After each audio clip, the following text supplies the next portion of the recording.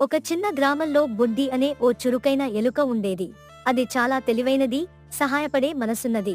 ఒకరోజు బుడ్డి అడవిలో తిరుగుతూ పెద్దగా నిద్రపోతున్న సింహాన్ని చూచింది. ఆసక్తిగా సింహాన్ని దగ్గరగా చూసేందుకు బుడ్డి దాని మీద ఎక్కింది. సింహం కళ్ళు తెరిచి గర్జించగా బుడ్డి భయపడి తడబడింది. "నువ్వు నన్ను నిద్రలేపావు.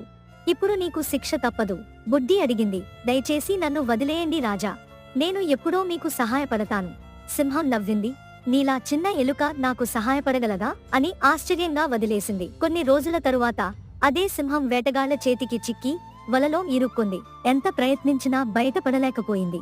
ఆ సమయంలో బుడ్డి అక్కడికొచ్చింది. సింహాన్ని చూసింది. వెంటనే తన చిన్న పళ్లతో వలను కోసి సింహాన్ని విడుదల చేసింది. సింహం ఆశ్చర్యంతో బుడ్డిని చూసింది. "నీవు నిజంగా గొప్పవాడివి. నీ సహాయం మర్చిపోలేను."